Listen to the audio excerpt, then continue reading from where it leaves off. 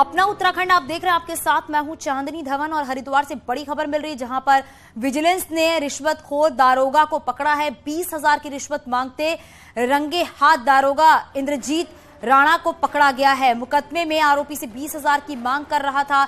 ज्वालापुर कोतवाली परिसर में बड़े आवाज से पकड़ा गया दारोगा।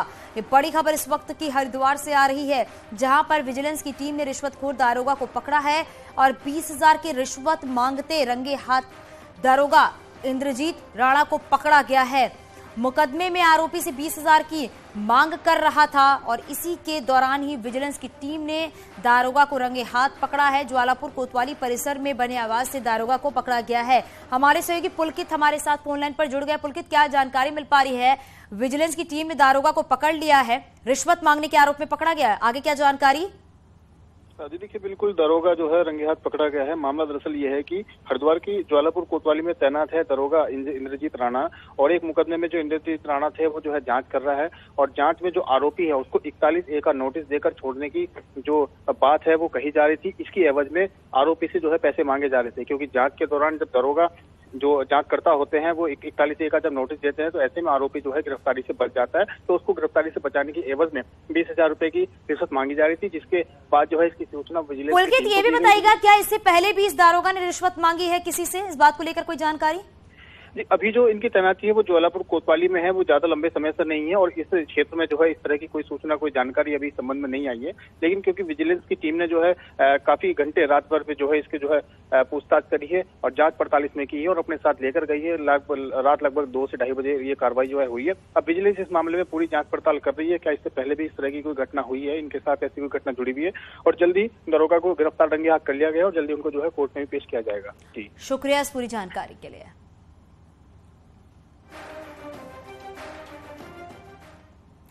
देहरादून से खबर मिल रही है जहां पर 4 क्विंटल नकली पनीर जब्त किया गया है। खाद्य सुरक्षा विभाग की टीम ने नकली पनीर पकड़ा है। वहीं टीम ने पनीर के सैंपल को रुद्रपुर लैब भेज दिया है। चारधाम यात्रा से पहले FDA ने यह बड़ी कार्रवाई की है। तो बड़ी खबर इस वक्त की ये भी है, खाद्य सुरक्षा विभाग की टीम ने ये पकड़ा है। पनीर के सैंपल को रुद्रपुर लैब भेज दिया गया है जहां पर इसकी जांच की जाएगी। और चारधाम यात्रा से पहले FDA की बड़ी कार्रवाई देखने को मिली है जहां पर नकली पनीर जब्त किया गया है। 4 क्विंटल नकली पनीर जब्त किया गया है।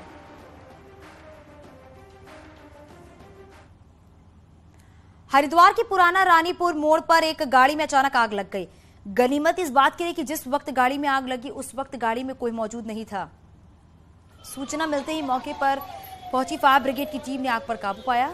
कार में आग लगने के कारणों का भी जो पता है वो ये बताया जा रहा है कि ओवर हीटिंग की वजह से कार में आग लगी।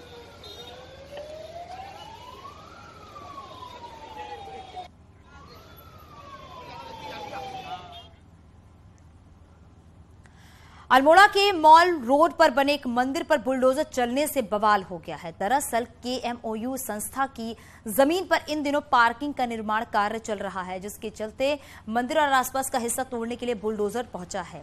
वहीं बुलडोजर से मंदिर का एक हिस्सा भी टूट गया है। तहसीलदार का कहना है कि गलती से ठेकेदार द्वारा मंदिर का कुछ हिस्सा टूट गया है, जिसे जल्द ठीक करा दिया जाएगा। उधर KMOU संस्था ने मंदिर की जमीन पर संस्था का दावा किया है कि जबकि स्थानीय सभासद ने कहा है कि मंदिर का हिस्सा जानबूझकर तोड़ा गया है।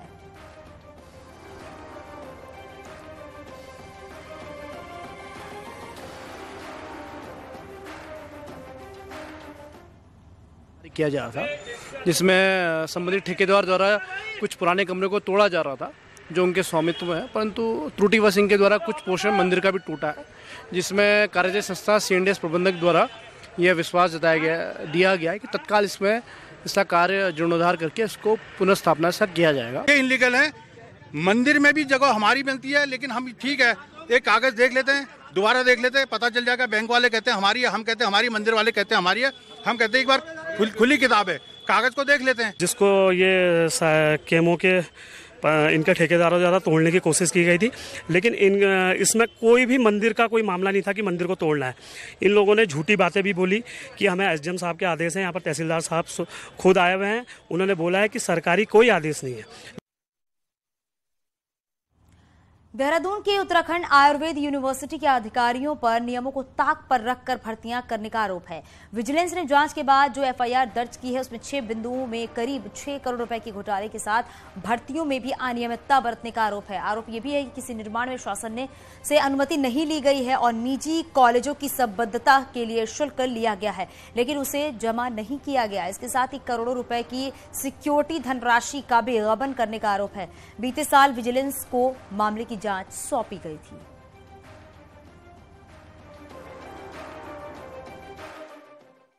आयुर्वेदिक विश्वविद्यालय का मामले में देखिए कुछ अनियमितताएं थी इसमें कि वहां के वित्त अधिकारी के ऊपर बात आई थी और उस अनियमितता के बाद किस तरह से कंस्ट्रक्शन हुआ वहां के कॉर्पस फंड को तोड़ के, और कुछ ऐसी चीजें हुई जिसमें कुछ कंस्ट्रक्शन में कुछ अनियमितता थी और कुछ वहां पे जो रिक्रूटमेंट किया गया उसमें अनियमितता थी जिसपे कि मुकदमा दर्ज किया गया है।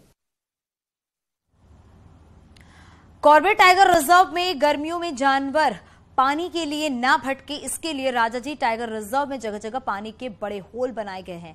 दरअसल कॉर्बेट टाइगर रिजर्व और उसके आसपास वन्यजीव रहते हैं और बढ़ती गर्मी में पानी की तलाश में ये वन्यजीव आबादी का रुख करते हैं, जिससे इंसान से इनके टकराव की संभावनाएं बढ़ जाती हैं और इस टकराव को रोकने के लिए वन विभाग ने भी कमर कसी है।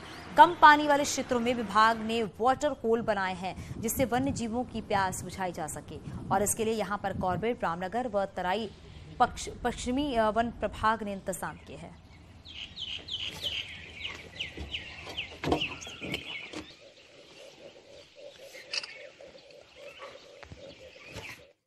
वाटर होल्स बनाए हैं और उसमें उनके लिए पानी का जो है वो भंडारण किया जाता है, उसमें आपूर्ति की जाएगी उनको समय समय पर गर्मियों में, ताकि इनको वन्य जीवों को कोई दिक्कत ना आए। अल्मोड़ा की खत्याड़ी पंपिंग पेयजल योजना वन अधिनियम में लटक गई है। नगर को 4 MLD पानी की इस योजना के मिलने की उम्मीद थी, लेकिन वन अधिनियम में योजना फंस गई है। जबकि गर्मी शुरू होते ही नगर के कई हिस्सों में तीसरे दिन पानी मिल रहा है और वहीं जल निगम जल्दी स्वीकृति मिलने की उम्मीद भी कर रही है।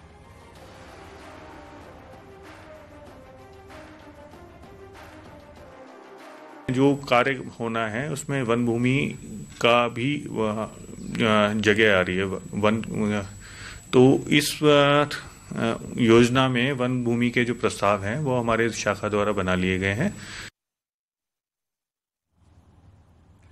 सरकार की ओर से यात्रा रूटों पर चलने वाली सभी बसों में जीपीएस सिस्टम लगाने के निर्देश दिए गए हैं, जिस पर गढ़वाल मोटर्स ऑनर्स यूनियन ने आपत्ति जताई है। मोटर ऑनर्स यूनियन के अध्यक्ष जीत सिंह पटवाल का कहना है कि एक तो जीपीएस की कीमत 10,000 से ज्यादा है, तो ऐसे में मोटर मालिकों पर अतिरिक्त भार पड़ रहा है, जबकि पहाड़ों पर जीपीएस सिस्टम कारगर ही नहीं है। अध्यक्ष ने कहा कि पहाड़ी रूटों पर मोबाइल के सिग्नल नहीं होते हैं, ऐसे बसों में लगा जीपीएस सिर्फ शोपीस बन जाएगा।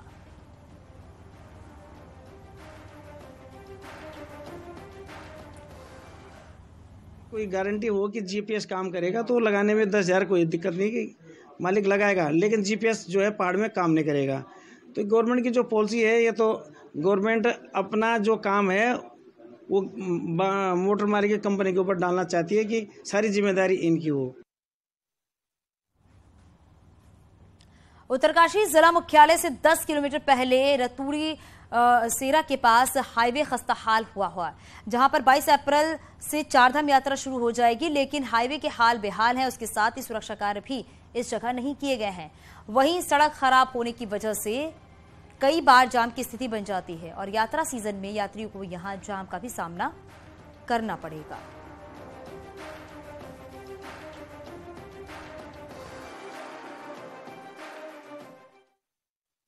नदी का कटाव है, उससे रोड प्रभावित होती है, तो उसमें प्रोटेक्शन वर्क होना है, थोड़ा लॉन्ग टर्म मेजर्स लिए जाने उसमें, जिसके बाद रोड चौड़ीकरण के संबंध में बीआरओ का अवगत कराया गया। उसमें थोड़ा टाइम लग सकता है, लेकिन उसमें रोड की सरफेसिंग सही करने के लिए भी बीआरओ को बताया गया, वो उसमें कर लिया जाएगा।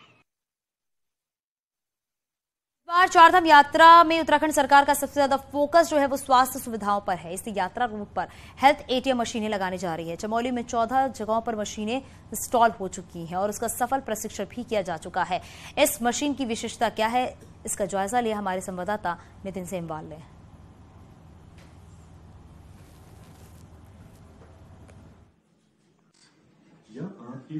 ये आ गई पूरी रिपोर्ट।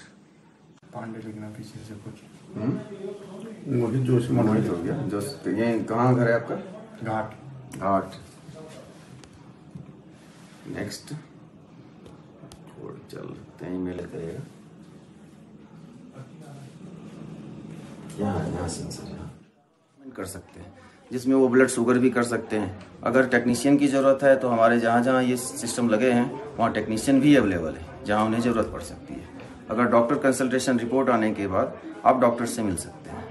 सर, दो चीज़ें इंपॉर्टेंट है, एक स्वास्थ्य को लेकर जो ऑक्सीजन और हार्ट अटैक है, और दूसरा दुर्घटनाएं जब होती हैं, क्या उस समय ये महत्वपूर्ण है? ये बिल्कुल महत्वपूर्ण है। देखिए, जो हम लोग ये काफ़ी हाई एल्टीट्यूड रीजन है, जो नीचे से प्लेन से आते हैं, तो उनके लिए ये काफ़ी टफ हो जाता है यहाँ पे एडजस्ट करना। तो ऐसे कंडीशन में उनका जो लंग्स है, फेफड़ा, तो सैचुरेशन कम होता है, यहाँ वो एडजस्ट नहीं हो पाते हैं, तो फिर उन्हें प्रॉब्लम होता है। अगर समय पे उन्हें इसका एहसास हो जाए कि मुझे प्रॉब्लम हो रहा है, और ये बिल्कुल एटीएम की तरह है, जिस तरह आप कैश निकालते हैं उसी तरह से वो अपने बॉडी का असेसमेंट कर सकते हैं। सरकार जिस तरीके से चारधाम यात्राओं में हर व्यवस्था बनाने पर जुटी है, तो उसमें महत्वपूर्ण व्यवस्था है स्वास्थ्य की, और फिलहाल हेल्थ एटीएम कहीं ना कहीं इस यात्रा में तीर्थ यात्रियों को राहत जरूर देगा। नितिन शर्मा, न्यूज 18, जोशीमठ। उत्तराखंड में चारधाम यात्रा को लेकर प्रदूषण कंट्रोल बोर्ड ने भी कमर कसना शुरू कर दिया है। चारधाम यात्रा को लेकर हाल ही में मुख्य सचिव की अध्यक्षता में एक मीटिंग हुई थी, जिसमें एनजीटी द्वारा मुख्य सचिव की अध्यक्षता में एक समिति बनाई गई है, जिसमें चारधाम यात्रा के मुख्य मार्गों में प्लास्टिक और सॉलिड वेस्ट मैनेजमेंट के साथ ही घोड़े खच्चरों से होने वाले बायो वेस्ट के निस्तारण करने के लिए निर्देश भी दिए गए हैं।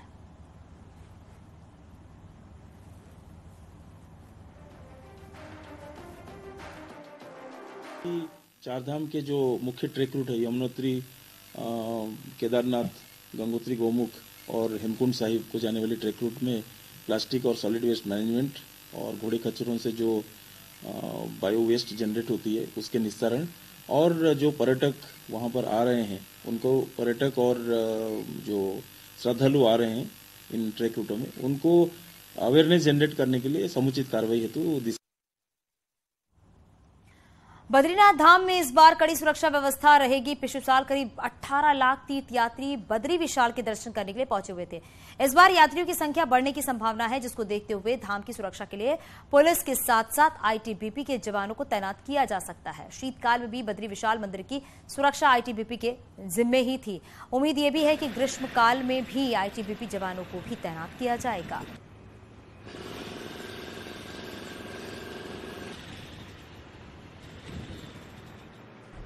27 अप्रैल को भगवान बद्री विशाल के कपाट ग्रीष्मकाल के लिए खुल जाएंगे, लेकिन इस बार बद्रीनाथ धाम में सुरक्षा का जिम्मा पुलिस प्रशासन के साथ साथ आईटीबीपी के जवानों को भी दिया जा सकता है, ऐसी प्लानिंग चल रही है। सुरक्षा में सबसे बड़ी बात ये होती है कि जब भीड़ बहुत ज़्यादा बद्रीनाथ धाम में होती है तो उस भीड़ को व्यवस्थित करने के लिए आईटीबीपी के जवानों को भी तैनात किया जा सकता है। शीतकाल में भी आईटीबीपी के जवानों को बद्रीनाथ धाम की सुरक्षा में लगाया गया था, और अब ग्रीष्मकाल में भी माना जा रहा है कि आईटीबीपी के जवान भगवान बद्री विशाल के मंदिर की सुरक्षा में तैनात रहेंगे। नितिन सहमाल, न्यूज 18, बद्रीनाथ धाम। टिहरी में सुरकंडा देवी रोपवे में बढ़ती श्रद्धालुओं की संख्या को देखते हुए कंपनी द्वारा केबिन बढ़ा दिए गए हैं, जिससे यात्रियों को इंतजार न करना पड़े और रोपवे की बेहतर सुविधा मिल सके। सुरकंडा देवी रोपवे के शुरू होने के बाद से ही लगातार भारी संख्या में श्रद्धालु सुरकंडा देवी मंदिर के दर्शन करने के लिए पहुंच रहे हैं, और जहां पहले 12 केबिन हुआ करते थे, अब रोपवे की टेस्टिंग के बाद 4 केबिन और बढ़ा दिए गए हैं, जिससे अब 16 केबिन हो गए हैं।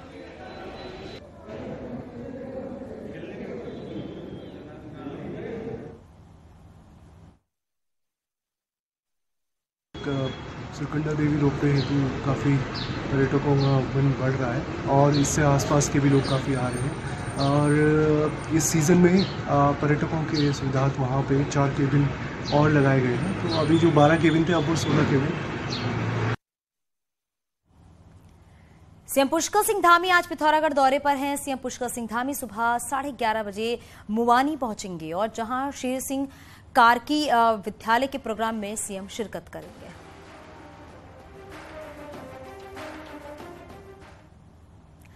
G20 सम्मेलन की मेजबानी को लेकर टिहरी जिला प्रशासन भी इन दिनों तैयारियों में जुटा हुआ है। देश विदेश से आने वाले डेलीगेट्स टिहरी के ओड़ी गांव की विजिट करेंगे और पहाड़ की लोक संस्कृति परंपरा से रूबरू होंगे।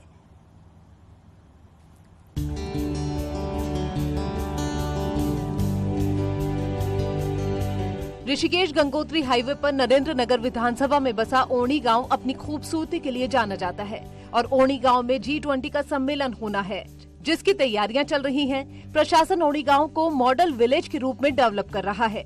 घरों की दीवारों पर ऐपण और पहाड़ी लोक संस्कृति की पेंटिंग की जा रही है। तो उनको एक अपना कल्चर शोकेस करने के लिए अपना डेवलपमेंट जो हमने प्रगति की है उसको देखते हुए माननीय मुख्यमंत्री जी के जो दिशा निर्देश हैं, माननीय मुख्यमंत्री जी का जो विजन है उसको हमने किस तरह से आगे बढ़ाया है जनपद टिहरी में, उस ग्रामीण क्षेत्र में उसको दिखाने के लिए शिक्षा हो, स्वास्थ्य हो। G20 सम्मेलन को लेकर ओणी गांव की तस्वीर बदल गई है, वहीं ग्रामीणों में भी खुशी देखी जा रही है। ग्रामीणों का कहना है कि वो देश विदेश से आने वाले मेहमानों के स्वागत के लिए तैयार हैं। ये ऋषिकेश से मात्र 10-12 किलोमीटर, एयरपोर्ट से भी नजदीक है, रेलवे से भी, ये चारों तरफ से हर जगह से एक सेंटर की जगह है और भविष्य में देखते हुए यहाँ पर्यटक की अपार संभावनाएं हैं। सम्मेलन से गांव को भी नई पहचान मिलेगी। वहीं अब उम्मीद है कि भविष्य में ओणी गांव भी पर्यटन सर्किट से जुड़ सकेगा और स्थानीय लोगों को भी रोजगार मिल सकेगा। ओणी गांव को मॉडल विलेज के रूप में डेवलप किया जा रहा है, जिसके तहत यहाँ पर घरों में पेंटिंग की जा रही है, जिससे बाहर से आने वाले डेलीगेट्स यहाँ की संस्कृति परंपराओं से रूबरू हो सकेंगे और आने वाले भविष्य में ओणी गांव को पर्यटन के क्षेत्र में नई पहचान मिल सकेगी। सौरभ सिंह, न्यूज़ 18, ओणी गांव, टिहरी। अल्मोड़ा में पुरानी पेंशन बहाली को लेकर कर्मचारियों ने सरकार के खिलाफ मोर्चा खोल दिया है। नंदा देवी परिसर में एक विशाल जनसभा की गई और इसके बाद पूरे बाजार में जुलूस निकाला गया। इस दौरान प्रदर्शन कर रहे लोगों ने मांग पूरी नहीं होने पर उग्र आंदोलन की चेतावनी दी। सुंदर सांस्कृतिक नगरी अल्मोड़ा के कोटद्वार में कांग्रेसी कार्यकर्ताओं ने कोटद्वार विधायक ऋतु खंडूरी के खिलाफ प्रदर्शन किया है। दुर्गापुरी इलाके में शराब ठेका खोले जाने पर विधानसभा अध्यक्ष ऋतु खंडूरी ने मेयर को लेकर दिए बयान के बाद से कांग्रेसी कार्यकर्ता नाराज है, जिससे कि नाराज होकर कार्यकर्ताओं ने पुतला फूका और खंडूरी के इस्तीफे की मांग की है। दरअसल ठेला खोले जाने को लेकर ऋतु खंडूरी ने बयान दिया था कि नगर निगम से एनओसी मिलने के बाद शराब का ठेका खोला गया है।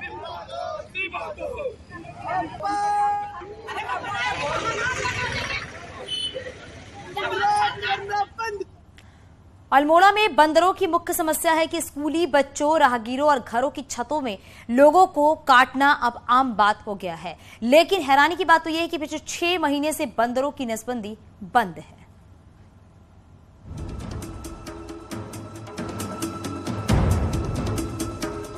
अल्मोड़ा में बंदरों का आतंक बढ़ता जा रहा है।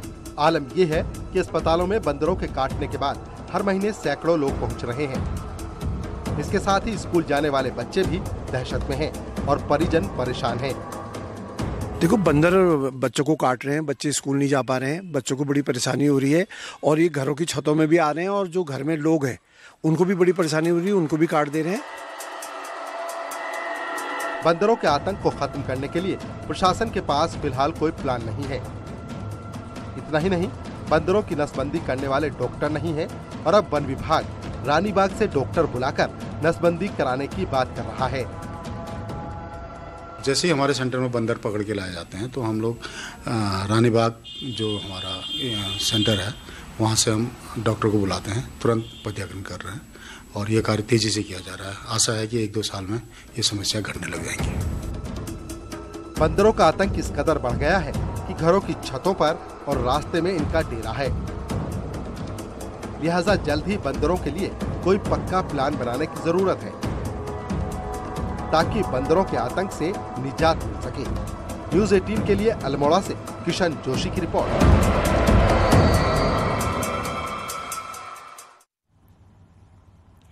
टिहरी में पर्यटन विभाग द्वारा 7 दिवसीय SIV पैराग्लाइडिंग ट्रेनिंग प्रोग्राम की शुरुआत की गई है, जिसमें अलग अलग जिलों के करीब 30 ट्रेनी प्रतिभाग कर रहे हैं। 16 से 22 अप्रैल तक चलने वाले ट्रेनिंग प्रोग्राम में प्रतापनगर से फ्लाई करके टिहरी झील कोटी में लैंडिंग की जाएगी। जिला पर्यटन अधिकारी का कहना है कि SIV पैराग्लाइडिंग की सबसे एडवांस ट्रेनिंग प्रोग्राम है। स्पेशल ट्रेनरों द्वारा ट्रेनिंग दी जाएगी, जिससे कि भविष्य में प्रतापनगर क्षेत्र में साहसिक पर्यटन को बढ़ावा मिलेगा।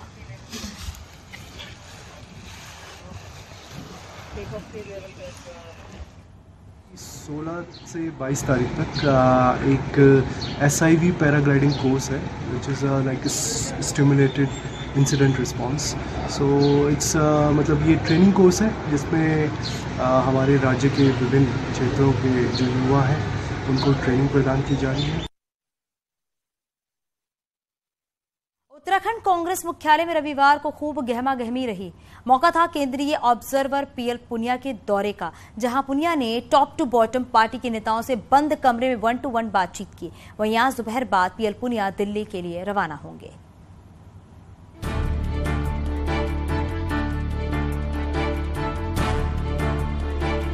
कांग्रेस से पूर्व सांसद PL पुनिया बतौर ऑब्जर्वर उत्तराखंड के दौरे पर हैं, जहां देहरादून में रविवार को दूसरे दिन उन्होंने पार्टी नेता प्रीतम सिंह से लेकर सभी जिला के जिला अध्यक्षों से बंद कमरे में अलग अलग बातचीत की है।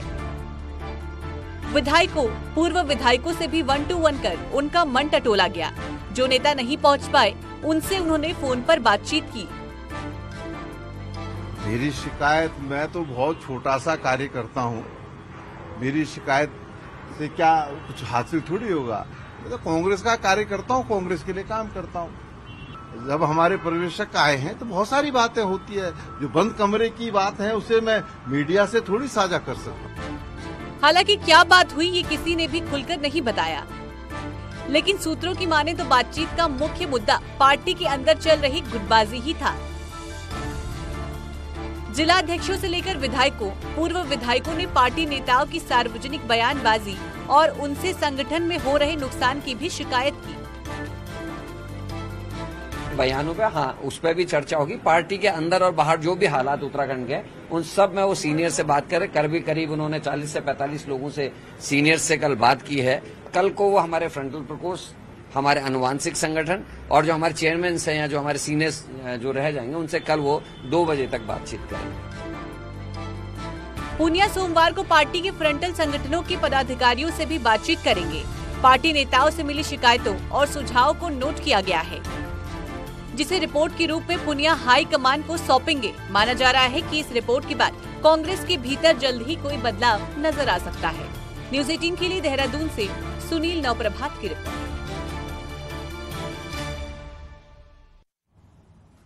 आगे भी खबरें जारी हैं, यहाँ रुकेंगे छोटे से ब्रेक के लिए, जल्द लौटते हैं।